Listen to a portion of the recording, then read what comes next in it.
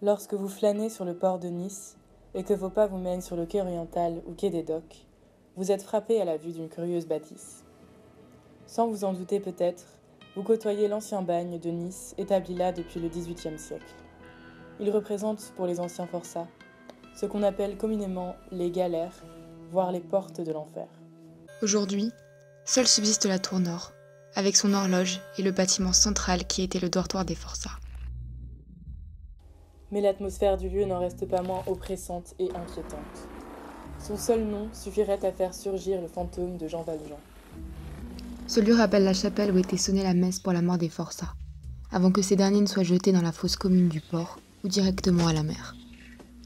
Derrière les murs de l'édifice, qu'on appelait en tremblant loup barilonque ou long mur, des générations de bagnards ont vécu dans des conditions inhumaines. Avant la date de fermeture, en raison de l'insalubrité ahurissante du lieu, on y trouve encore 70 hommes, pour seulement 10 femmes. Galériens, militaires, forçats et prisonniers y meurent à petit feu. Le jour, ils creusaient le bassin Olympia ou le chemin reliant le port à la ville. La nuit, ils dormaient les pieds enchaînés, entassés les uns sur les autres. Épidémie, brimade, bagarre, on sortait rarement vivant du loup barilonque. Ils vivaient hors du temps.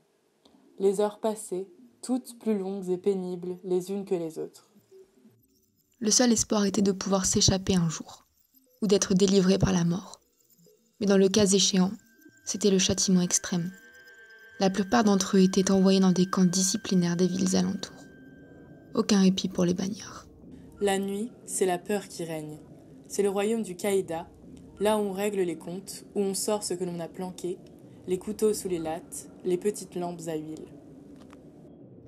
On raconte des histoires sordides sur ce lieu. Plusieurs témoins affirment avoir été confrontés à des apparitions d'ombres fantomatiques. Ils auraient vu des ombres féminines se dessiner sur les murs, celles des femmes s'étant suicidées par désespoir. Comme Joséphine Lantier, modeste femme de chambre condamnée à perpétuité pour s'être laissée tenter par un collier en or. La pauvre femme enceinte, ne voyant qu'un avenir sombre pour elle et son enfant, se suicida en s'enfonçant un couteau dans le ventre. En plus des ombres, certains rapportaient déjà au début du XXe siècle de curieux événements. Cris étrangers et sans provenance apparente, sanglots, odeurs de soufre, bruit de pas. Cet ancien bagne serait-il alors hanté ?